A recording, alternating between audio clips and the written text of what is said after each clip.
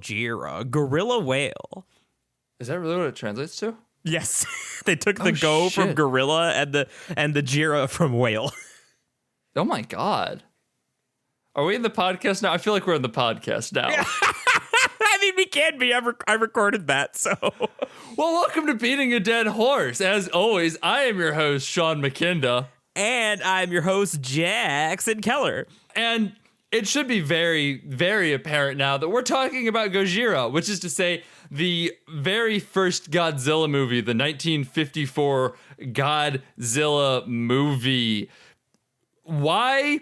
I don't know. Jackson, why are we talking about this? Why are we talking about Godzilla? Well, for one, I'm in Godzilla jail from the last time we talked about Godzilla for a lot of reasons. People were mad at me for my takes on that. They were actually less mad at me for my takes and more mad at me that I spent the entire time ranting about how stupid its climate change metaphor was. We got really bogged down on probably 15 minutes of that movie, because in the same section that climate change metaphor was happening was also the section where they had a presentation just fucking ready, and that pissed me off for some reason. It was not a big deal, but I was like, no, fuck you, and we're not here to talk about that. Well, and I should mention, I did manage to rattle some change, or I guess we did, but specifically people came at me for including the newest Godzilla movie on our worst Horsecast movies tier list. Go look it up. Patron, $5. You can listen to the episode. Great fun. So here, partially to redeem myself for that, but mostly just because I've been curious. I've been wanting to watch the original Godzilla for a long time now. I've always been interested in him as a character, but barely seen any of his movies. In fact, I believe I've only seen the newest one and the fucking Roland Emmerich movie, which is bad, but it's also hilarious. It's not even the good ones of the new movies. The 2014 one is kind of maligned. People aren't a huge fan of it, but I like the 2014 Godzilla movie. And you haven't even seen that one. And listen, you haven't seen Shin Godzilla. That's fair. That was a Japan-only release. I get that. But you've missed the 2014. You went from Roland Emmerich to King of Monsters. You missed the one that was okay, and the good one that, again, Japan exclusive, so it can be forgiven, but I mean, it's less forgivable coming from me, I think. I was interested in Shin Godzilla because I do enjoy me some Neon Genesis Evangelion, which that's the same director. But point being, I'm here to right some wrongs. I'm here to shore up some weeaboo cred. We're here to talk about the original Godzilla, not the version where they added in the white dude as the narrator. There's that version that exists that they brought over to America, which, I mean, it was the 50s. I guess that's fair. They didn't think much of their audience at the time. People complain about subtitles now. But we did watch the original unaltered version. With the subtitles. Didn't realize there was an altered version. Oh, yeah. So, I mean, apparently the version, it's not so they say, I think I'm overstating the case a little bit, in that the original Godzilla King of the Monsters, not the new one, but that's what they called it over here. It had a journalist, an American journalist, reporting on the events. Mostly unnecessary. Again, I can see why they would do it back in the day, but yeah, you can access the original unaltered story very easily. So there's no reason to go with the American version unless I guess you're a mega fan who wants to compare. But yeah, that's almost like an interesting idea, though. The from a different perspective of watching this happen from across the sea type of thing. I'm not excusing it. I don't think that was the way to approach an Americanization of the film in the 50s even, but as a tale, that's almost kind of interesting in its own right. This monster thing is happening over there. How do we handle it across the ocean type of thing? Oh, sure. Yeah, and like I said, from what I hear, generally speaking, it's not too obnoxious. It's definitely a little jarring. So I mean, maybe they do have incorporated some elements like that. I think it adds 20 minutes to the movie. So oh my God. Yeah, there's quite a bit. They basically I think they basically tried to make him like the main character to give dummy Americans someone to identify with. I actually made that joke while we were watching it. At one point, there was an American airplane that landed, and I leaned over to Sam and I'm like, oh, good, the American's here. Now I have someone to identify with. And then it turns out that there are no Americans in the movie whatsoever, which just made the joke even funnier. Well, and what now makes it even funnier is they did actually do that. But yeah, that's not the version we're talking about. I guess if you are interested in watching Godzilla for the first time, be aware that distinction exists.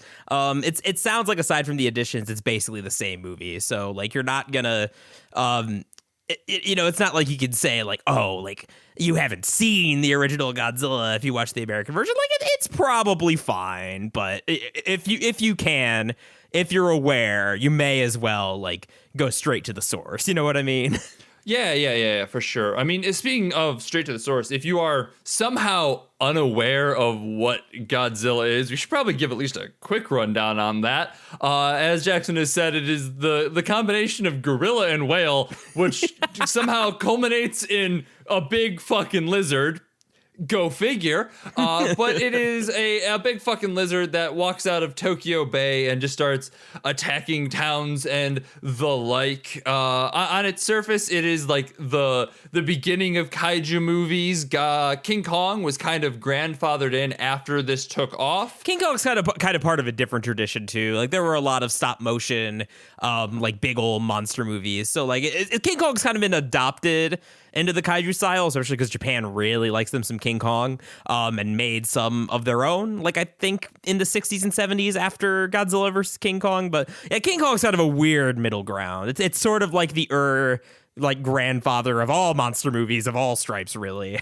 Yeah, it's listed on the Wikipedia page as part of the kaiju movies, despite the fact that kaiju officially started with Godzilla, but because how much it became ingrained in the Godzilla mythos, I think it kind of became, as I said, grandfathered into being a Godzilla movie. It's also Godzilla that is very much about nuclear weapons. So there's that too. It's a giant lizard thing wreaking havoc on Tokyo. Yeah, I mean, take from that what you will. and it's not even like they try to hide this fact. Like Godzilla is explicitly awoken by the presence of nuclear testing. Like the metaphor is not especially subtle, although not obnoxious. I dare say it's more layered and subtle than the 2018, 2019, whatever the fuck that movie came out movie. It's not subtle, but it's not unsubtle. The fact that they are clearly drawing parallels to the nuclear war and nuclear weapons in general is very on the forefront. But what it's saying with that, I think, is a little bit more nuanced. There's kind of ideas and layers to it. So it's incredibly, if you're watching this, you're like, oh, okay, well, I mean, they just name dropped Hiroshima and Nagasaki there. They're constantly referring to this. Like, there's all sorts of references, strictly speaking, directly to nuclear weaponry. But, like, what they are saying is definitely filled with a lot more nuance, especially as you start to meet other characters such as Majima Goro / Snake, who we will talk about at length, I am sure. But, yeah, what'd you think of your first good Godzilla movie? I liked it quite a bit. I quite enjoyed it. It definitely is a bit of a weird experience. I don't know if I could necessarily recommend it to anybody and everybody, but if you are so inclined to seek out the original Godzilla, I'd say it's well worth your time. I think that it's really interesting because sort of famously, this first movie is more like a genuine horror movie, and it shows at times. Like every Godzilla's been a lot of things at this point. He's one of those characters like Superman that's been in just about every situation and every role. And representative of literally every ideology, symbol, nation, whatever. He's been everything. Hero, villain, anti-hero. Force of nature, scientific creation, natural creation.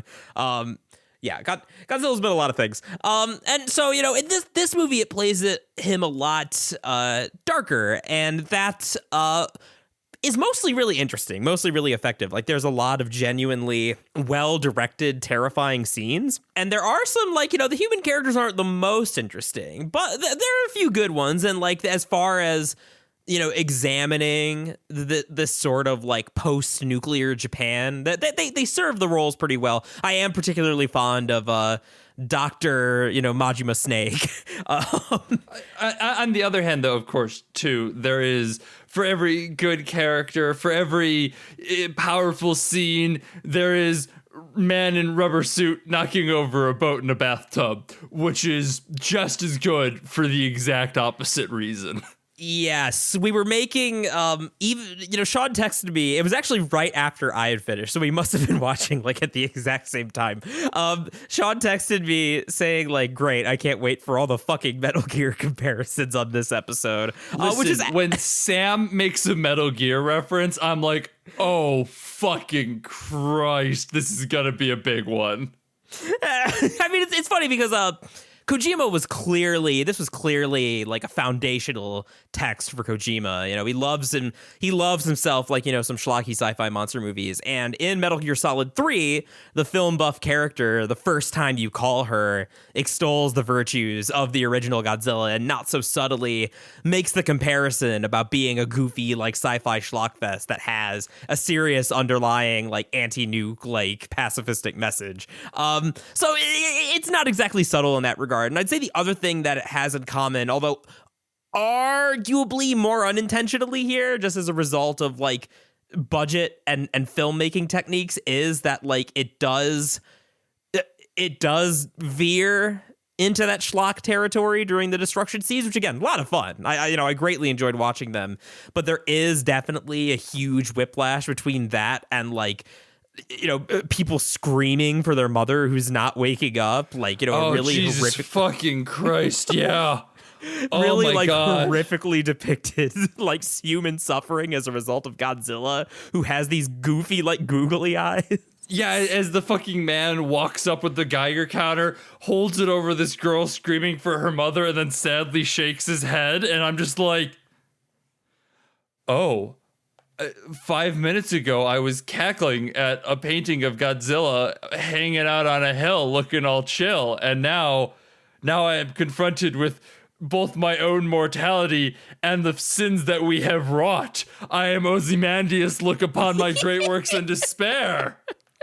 Yeah, no, right. And, like, it's so funny because, like, it is so genuinely engaging on both of those levels that, as a Metal Gear fan, I really appreciated it. But I could see why it would be too much for some people. This is also my first time watching this first Godzilla movie. I have a little bit more experience with it. My mom is a huge Godzilla fan, and was, like, able to pick out references from both King of Monsters and Godzilla 2014 that, like, my dad and myself, who have arguably watched more movies than her, no offense to my mother, were just like, I completely missed that. She is a ginormous Godzilla fan. And watching this for a while there, I'm like, oh, I get why she likes this. This is just a goofy monster movie. It's great. It's a lot of fun. And then all of a sudden that hit, and I'm just like, how does anyone watch this movie for fun? Oh my God. Oh, Jesus Christ. That is to say, though, I did also quite enjoy this movie for the most part. I think that it does kind of drag in places. I think it has just some scenes that are just kind of like, yeah, okay. I mean, I see why this is here, but it's just not that interesting.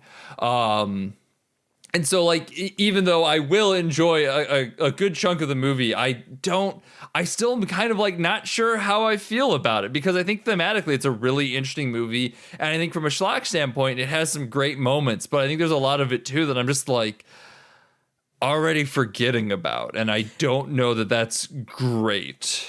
It really drags in the middle. There's, like, because they do take their sweet time to like build up to Godzilla, like Jaws style, which I actually really liked. I really like those. Yeah. No, absolutely. And for me, it's about like after Godzilla first shows up, we like get our money shot of him like over the mountain. I feel like until we kind of get our big boy climax, like once Godzilla starts really like atomic breathing Tokyo, like it starts to become more entertaining from a schlock perspective, and then the last like 20 or so minutes of the movie are really engaging in terms of like theme and allegory and character and stuff like that. But yeah, no, I do agree that I do struggle to remember a lot of what even happened in the middle part. It feels a little bit aimless. Like Godzilla shows up and then people are, afraid and asking questions like Godzilla, and then Godzilla shows up again and they do the same thing. It's a little bit repetitive. I feel like the movie could have trimmed the fat just a little bit.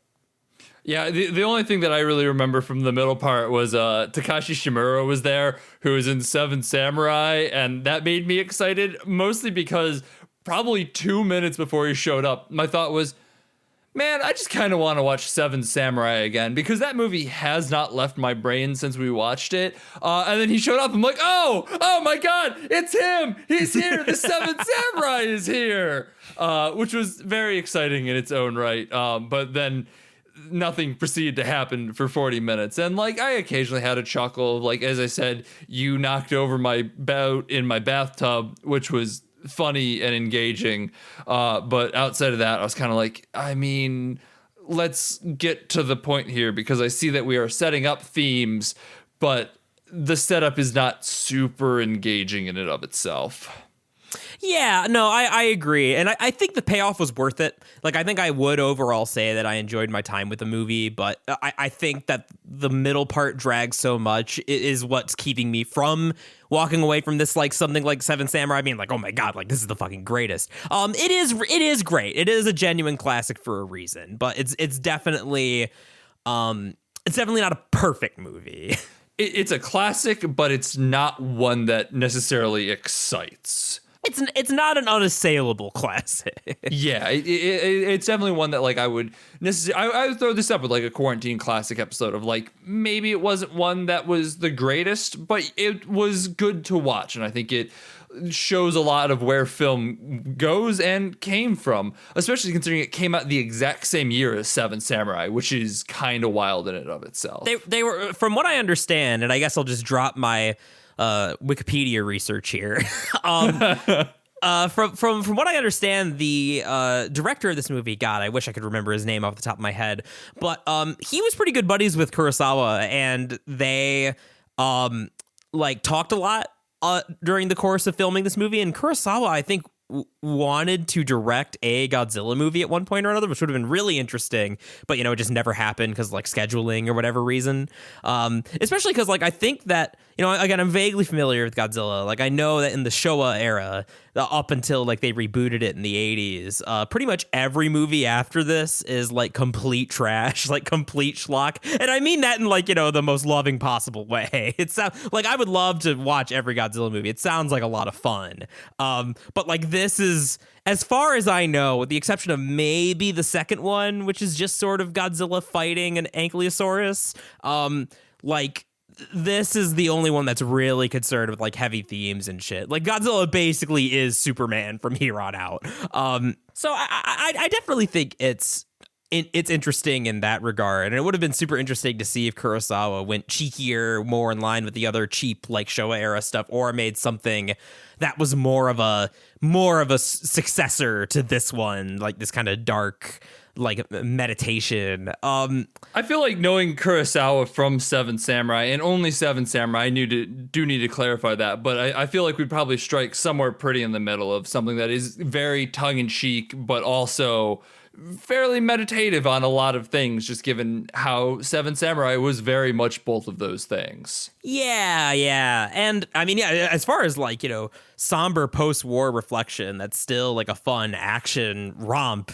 Both this and Seven Samurai definitely qualify under those things. And this, I don't know about Kurosawa's personal history, but I know the director here like had to serve. He did several tours in World War II and was like completely traumatized by his experience. And I guess like the movie was like conceived as just a shit like schlock B movie, and like he came in and really elevated the material. Like it said that Godzilla's got like 4 or 5 different people responsible for making him who he is, and that the director of this movie gave Godzilla his heart because like he brought that like really somber, really meditative like allegory element, just because like, you know, having to like suffer through the traumas of war left such an impact on him. I mean, this movie is definitely, even beyond the nuclear war element of the whole thing, clearly kind of a meditation on where Japan was and where Japan is going as a country. I mean, that's clear throughout the visuals of both a kind of pre-American intervention and post-American intervention stylings of everyone in the whole film. Like you see people dressed up in 1950s wear that is incredibly Western, but you also see a lot of classical Japanese wear throughout the whole thing, and it's a very interesting kind of cultural clash there, and definitely something the movie is wrestling with as it posits a lot of heavy questions in like one scene. Honestly, there's a lot of questions raised by the movie around nuclear war, but like it culminates pretty much in just like one scene where Majima Goro is just like, hey, what if nuclear war is bad and science is, you know, a lot of things to a lot of people, and Japan has things going on in it. And yeah, before leading up to that, I mean, it's still horrifying and clearly about nukes, but it does not culminate. As I said, there's a lot of buildup before we get to that point, and that buildup isn't always interesting. We should talk spoilers here. Yeah, we should talk spoilers so we can clarify in more particular detail. Yes. So we're going to dive into spoilers here, but before we do, as always, if you're enjoying the show, please leave us a review on iTunes, tell friends about us. It's the only way we can grow. Support us on Patreon, patreon.com/BADHcast, Twitter, twitter.com/BADH_cast. Next week, oh, baby. Oh, baby. This was unintentional, and I hadn't thought about it until right now, but we're kind of continuing the kaiju vibe. Oh, yeah, we totally are, huh? We're going to be talking about Cloverfield and 10 Cloverfield Lane and the Cloverfield Paradox, mostly because 2 of those movies are some of my all-time favorites, and the Cloverfield Paradox can go in the toilet with the poo-poo. And I very much want to talk about why the Cloverfield Paradox does not work when the other 2 work just so fucking well, and what makes the Cloverfield Paradox just a bad movie, mostly because I love those other 2 movies so goddamn much, and I also just want to talk about why I love those movies a lot. So we're going to be talking about the Cloverfield trilogy, at least trilogy as of time of recording. Who knows if we'll get another one. Yeah. It's funny because I have not seen the Cloverfield Paradox, but way back when it first came out, we were talking about doing it on the show, and then Sean just texted me before I'd even sat down to watch it, and he's like, "I'm so sad and miserable. Can we do anything else?" And then we did. So, I have seen the other 2. Sean showed me the first one, and then we saw the second one in theaters together, I believe. So, yeah. Yeah, so, you know, I'm morbidly curious about the third one, and I'm excited to revisit the other 2. They're a good time. So yes, so we'll get into that next week as we continue Kaiju December. I guess it's not going to continue Kaiju December. These are the only 2 things that we're talking about Kaiju in, and the others are tangential at best, honestly. So we'll get to that. For now, though, let's talk about spoilers, and let's talk about Serizawa, shall we? Let's talk about Serizawa because he's great. And like, it's funny because he's probably the richest, like, most character with the most humanity, and he looks like fucking Doctor Strange. Yeah. Yes, he looks, we've been comparing him to Snake. I have very much avoided choosing any Snake because I feel like Jackson will yell at me because I can't identify snakes by sight. There are way too many of them. He looks like Snake Plissken and Naked Snake, aka Big Boss, also Punish Snake. Yes. He also looks like Majima Goro from the Yakuza series, specifically young Majima Goro before he gets the facial hair, so like Yakuza 0 Majima. So like that should give you some vibe about like what this dude is. He's just like this intense, goofy looking dude with an eye patch. And he's a scientist and he's great. And he probably has the most character in the movie just by virtue of being a scientist who developed something absolutely horrifying. And by absolutely horrifying, in the context of the movie, yes. In the context of reality, the funniest fucking thing I have ever heard. It's funny because I having watched quite a bit of videos about Godzilla in high school. Like it didn't register with me as super funny because like the oxygen destroyer is a pretty famous like Godzilla trope at this point. So I'm like, oh yeah, this is that thing basically. But yeah, I mean, you're completely right. Well, I was not aware that we were about to see this oxygen destroyer. Okay, so setup. When we first see Serizawa drop something into this fish tank, his childhood friend freaks out and, you know, is all like, oh God, that was horrifying. I didn't want to watch that. And Sam and I are like, what the fuck happened there? And we're both kind of going back and forth like, what do you think that was? And I'm like, oh, you know, my guess is it probably like set the fish off and they all attacked each other and destroyed each other. Like that sounds horrifying and gross. And like a good way to defeat Godzilla in some capacity. You know, you stick the creatures on him. He is destroyed by nature, very symbolic of nature reclamation and whatnot. Oh my God, I watched one of the Godzilla animes on Netflix. Yes. I'm sorry, I just remembered that out of fucking nowhere. It was a trilogy. I only watched the first one because apparently the other two were bad. The first one was fine, but that was weird. And that was very much about nature reclamation. Yeah. Wow. Okay. Sorry. Unrelated to anything. Just a sudden fucking brain blast of like, oh my God, there was another one. I watched another one.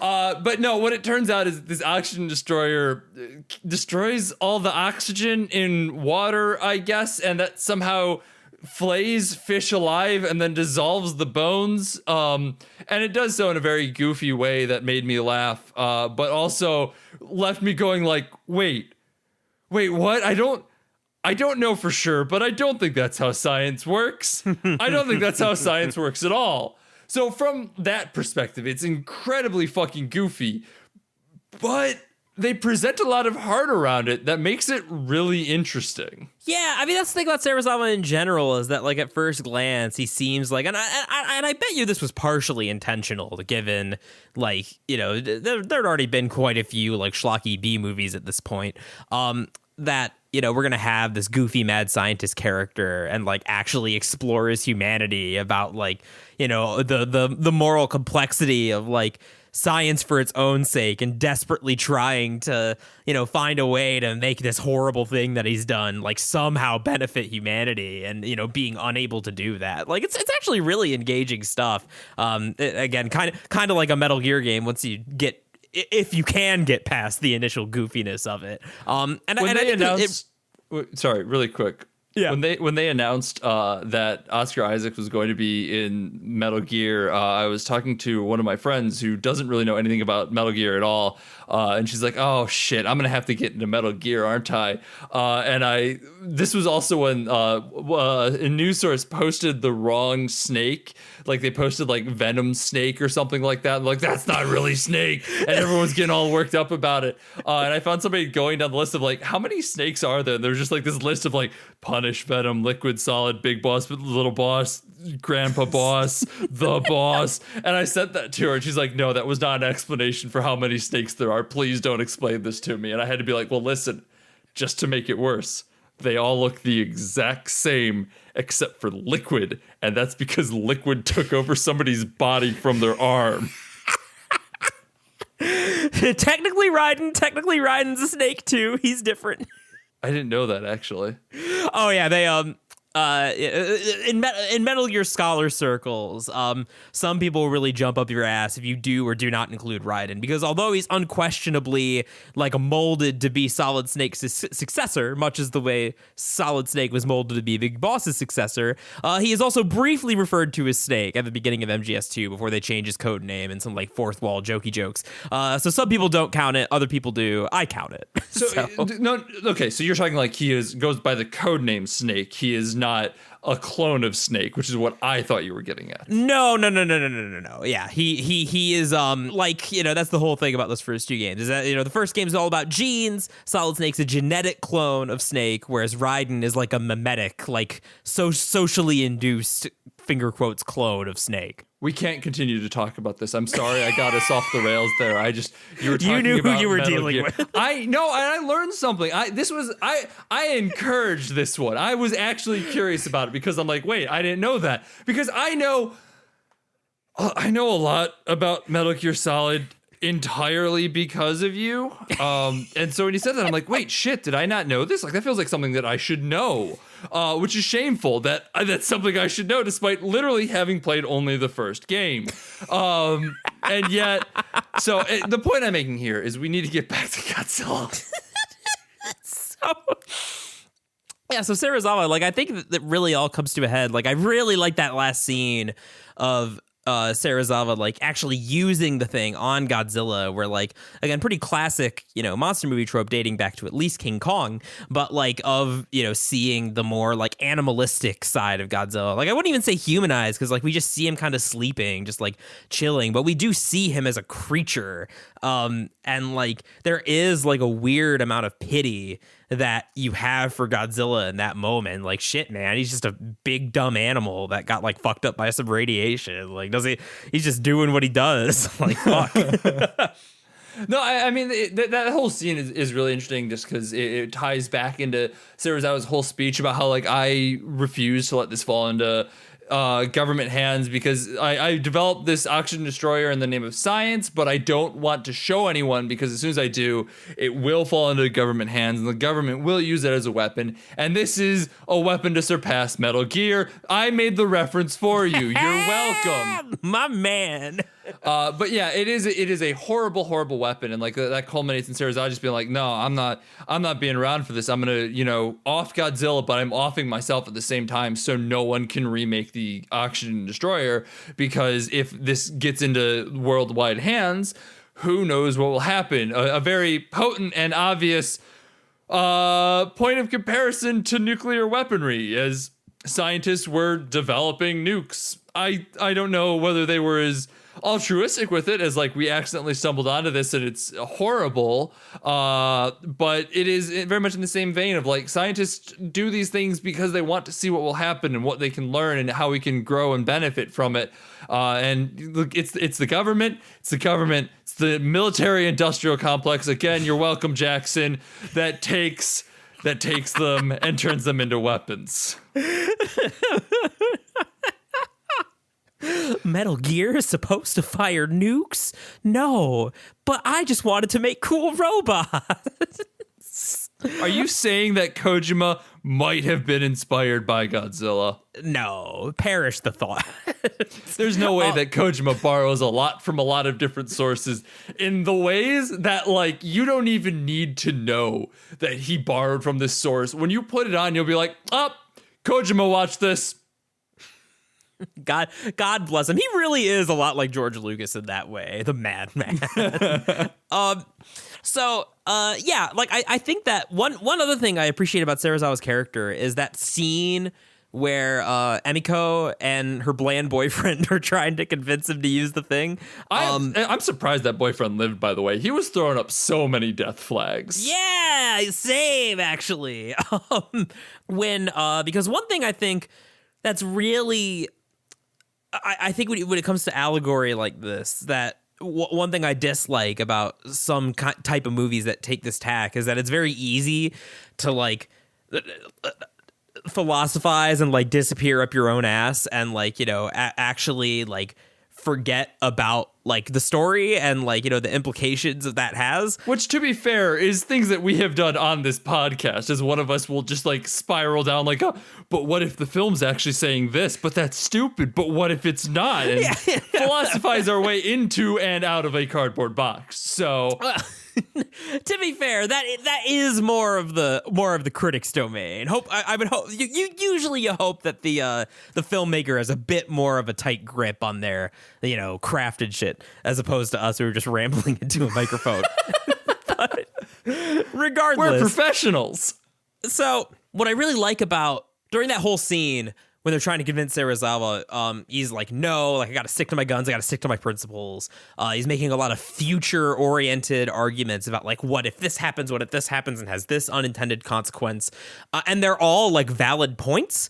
And all like clearly relate to like weapons development and science in real life. But what finally wins him over and what makes him kind of grudgingly accept the situation is when, Emiko shows him on the TV, like all the shit that's going down right here, right now, because nobody is able to stop Godzilla.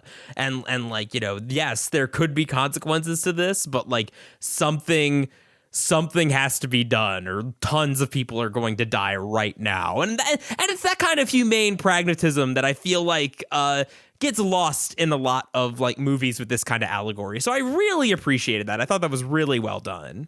Yeah, it's everything that this movie has just a lot of nuance to it. And again, it is pretty much entirely contained within the scene of Emiko trying to convince Serizawa one way or the other of like use the fucking oxygen destroyer to save us all. Because in that scene, not only is he thinking about the future as well as the now, but he's also very much making parallels to Japan's past, future, and current iterations. Like wondering like, oh, you know, is this an unstoppable force? Were we considered an unstoppable force? Like, where is it acceptable to use weapons of mass destruction? Like what the Americans did to us? Is this something that we can do to them? It raises just a lot of really interesting, nuanced questions that someone in his position would actually be asking. It's not treated like, we need to go talk to the scientist. Scientist, give us weapons. Scientist, okay.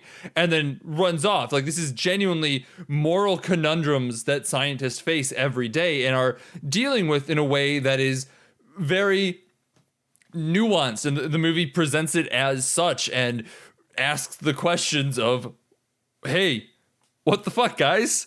What is this good? Is this bad? Who fucking knows? So what's it gonna be, huh? You gonna be a saint or a Grinch? I did not mean to set you up for that. Oh, but you did anyway.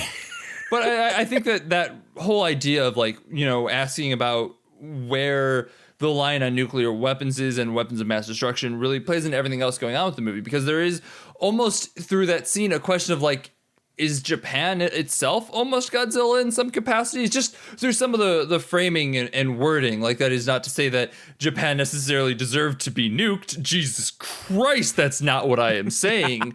But like the movie, now it's your turn to qualify these statements. Hello, Akira episode. But it is something that the movie does seem to be asking of like, you know, if did we deserve it? We're about to basically do that to Godzilla. Is that like a cycle? Are we perpetuating something here? And like that is something that is seen throughout the entire movie through like traditional dress versus modern dress, and like the question of, you know, as things change, where's the line? What is happening? And very much this whole movie is hinging on the turning point that the atomic bomb was, and you can feel it through the entire thing of a country reconciling with cultural identity. And I think it is utterly fascinating for that alone, if not everything else happening. I mean, the nuclear bomb stuff is interesting, but I genuinely think the just cultural clash that is going on throughout this movie is so fascinating to see, because it's there incredibly subtly. Like, before Serizawa says this, you can feel it in every scene as you see people in yucatanas and traditional Western dresses of the 1950s in one party boat, but also Godzilla's there. I don't know. I think that's interesting. I think that's a really fascinating dynamic that the movie straddles in a very unique way that might not have even been intentional. Like, it could have just been the vibe of the time that came through really well on film. No, for sure. And I do think it's at least a little bit intentional. Like, I think that especially the stuff with, like, the dress, it's very intentional with Godzilla's origin story in this. So, it's not necessarily that Godzilla was created by nuclear experimentation. He partially was, but Godzilla existed as kind of a tradition or like a demon to be feared in like a rural, like traditional village where like, oh, we like sacrifice people out to sea to like please Godzilla. And like now it's almost like they've taken something that had existed before and corrupted it further through the like use of technology. So like it's sort of like he was always there, but now the situation is so much worse because he can like atomize things with his breath, which he couldn't do before. My man got a Zenkai boost. Defeating a sandwich only makes it tastier. So I think that it's got to be at least a little bit intentional, right? Like to explicitly have that sort of imagery of like the yokels in the countryside with like their outdated traditions, like we're the big fancy scientists, except like the outdated traditions end up like being compounded by like the modern science stuff. I mean, yeah, there really is a lot of nuance to the film that like you don't expect, especially because Godzilla does just have the reputation of like Hulk smash at this point.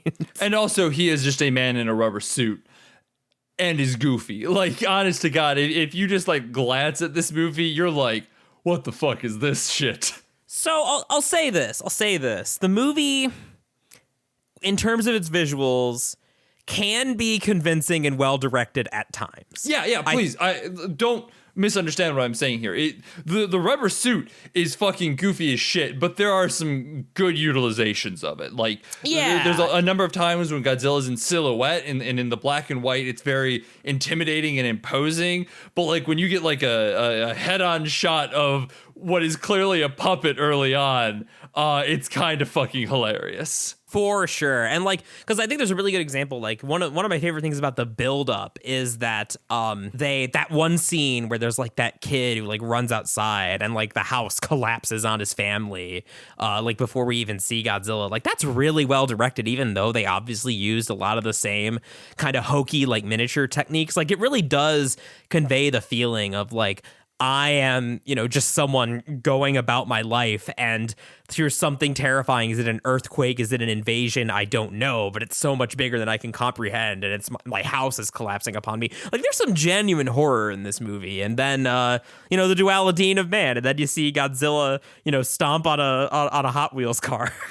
I do have to also say, like, I'm ragging on the miniatures, but I also genuinely adore miniatures as a form of filmmaking. I think it can be done really, really well. And this is clearly still in its infancy in a lot of regards, especially like in Japan. Like, I know that Japan had some filmmaking going on before this, but like America had been working on it for years, especially they had the luxury of not getting involved in the world wars right away, and so they had more time to play around with it. And even while the world wars were going on, we were kind of off doing our own thing in America land and making films still.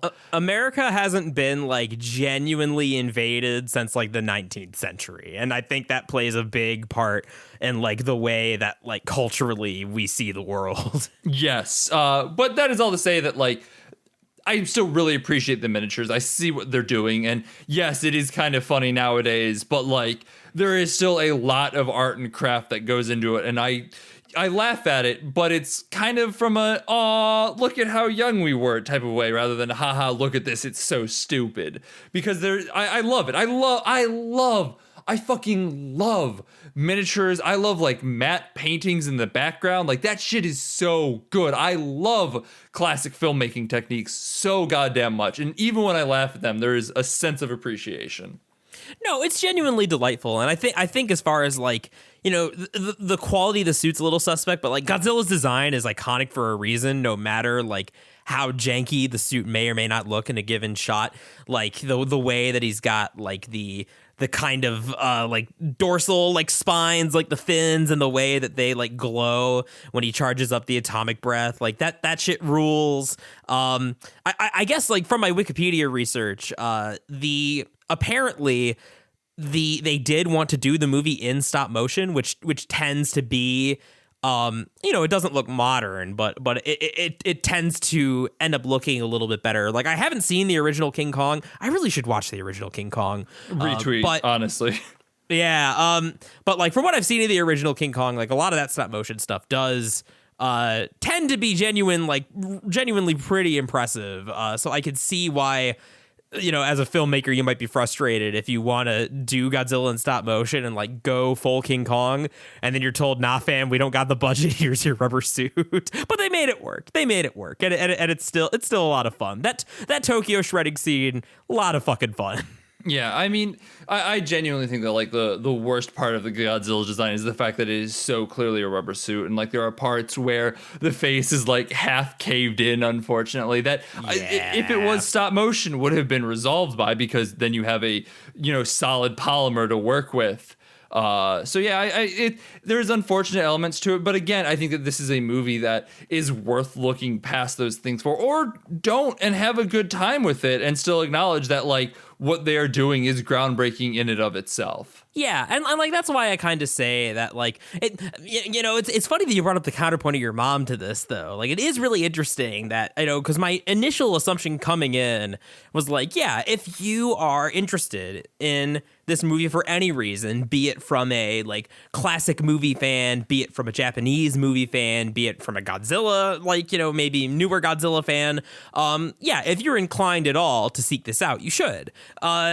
Except like I'm thinking like watching the Tokyo destruction, like rubber suit scenes, I'm like, okay, I find this delightful, but I'm sure like your average normie would think this was cringe as fuck, so I don't necessarily recommend it to everybody. But like people do love Godzilla, and they do love these old like 60s 50s movies too, so I don't know, maybe everyone would like it, who knows. I think you're not giving enough credit to the fact that we all just kind of like laughing at earnest failure. I think is a good way of putting it, like an appreciated laugh. Like that's why MST3K is so big, because like MST3K is very much, it's not point and laugh because this movie is shitty, it's point and laugh and kind of have a good time with it and talk about the things that are going on with it and appreciate it for its craft, but also appreciate that it is fucking weird.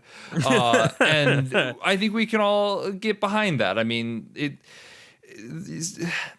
the best movies are the ones that you can feel heart behind, even if they end up being bad. And that's why movies like The Room will go down as a bad movie for the ages, and Thanksgiving will fucking disappear, as it absolutely should, because there is no heart in that movie. That is a movie made out of cynicism. I was going to say, speaking of war crimes, have we committed one by dredging up Thanksgiving? Oh, Christ. That was a bonus episode that we spent 10 minutes talking about Thanksgiving and then a bunch of time talking about bad movies that we've watched, and actually, some of them we actually enjoyed. A lot of them, though, we did not.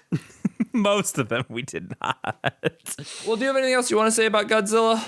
I think I've said my piece. I think that like I said, if you're at all inclined to want to watch something like Godzilla 1, Godzilla 54, you should do it. It'll be worth your time. I talk a lot about Saturday afternoon movies, and you know what? I'm going to say this one as well. If it's a lazy Saturday afternoon, especially because it's getting cold and shit, and you're just like, what the fuck am I going to do? It's a Saturday afternoon. Throw on Godzilla 1. You don't have to pay attention the whole time. In fact, you probably won't, because the middle gets boring as sin. But you'll have some good times in between there. It's a good background movie. And then you'll, deal with the horrible implications of nuclear fallout. Godzilla, do you think love can bloom even on a battlefield? Mothra, just maybe. There are people who ship Godzilla and Mothra. I know there are. You didn't even listen. Here's the thing, okay? Before you said that, the thought had never crossed my mind, but like, of course there are. I did not need to be told that. That is something that I innately knew. There's no way that somebody isn't shipping Godzilla and Mothra. Look, even giant nuclear lizards need a bug mommy, okay? I was going to make a comment about like Once-ler fandoms and shipping things with themselves, and like if that's a thing that can happen, of course they'll ship Godzilla and a giant bug, or like Godzilla and Mecha Godzilla. Like that's a self-ship right there. Godzilla and Space Godzilla, there's so many options. And then you said bug mommy.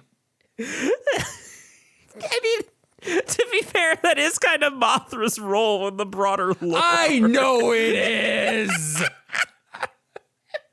I know. It doesn't make it okay. Maybe if we pray to the fairies, Mothra will come save us. I've seen the memes. I've been Sean McKinda. You can find me on Twitter at Sean_McKinda. I've been tweeting a bunch of weird stuff recently. I've been more engaged on Twitter, so if you want to come hang out, you should. And I'm Jackson Keller. You can find me on Twitter at Jackson J. Keller. Hope you like jokes about bug snacks, except I hope you don't, because they're not even jokes. I just really find the concept of bug snacks very funny for some reason. Jackson Keller, bug snacks and nut shacks. Engrave that on my fucking tombstone. If you want to follow the podcast, that's at BADH_cast. I've been tweeting out some movie updates from there, like the fact that they're apparently making 7 more Kingsman movies. Blech. What the fuck, guys? But we also do like updates like, hey, this is a thing that's happening, like we're skipping this week or whatever, but it's few and far between.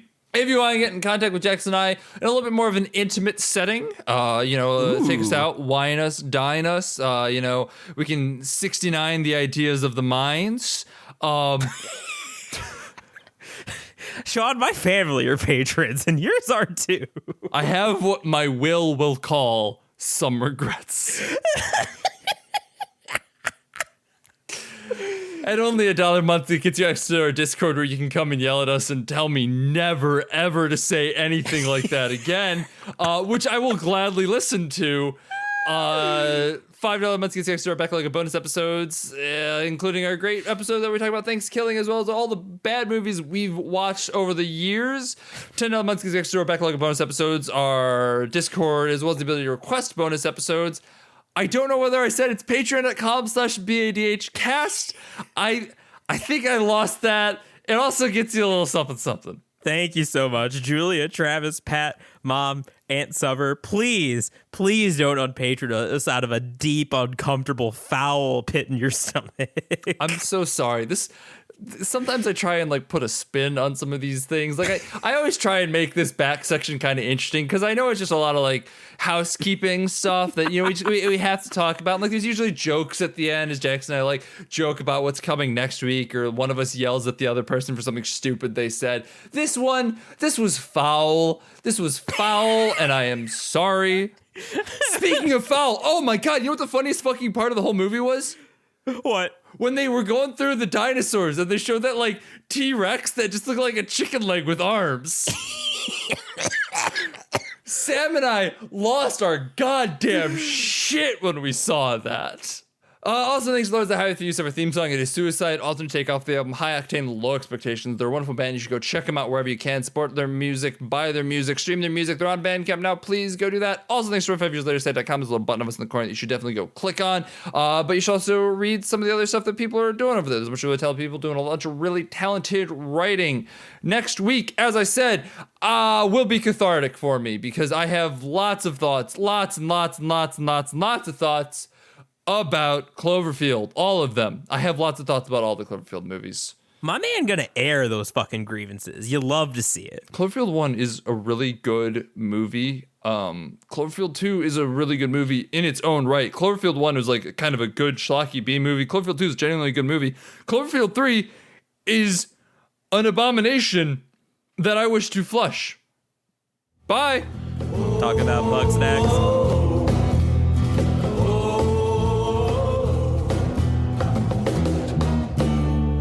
Don't you go into the ground.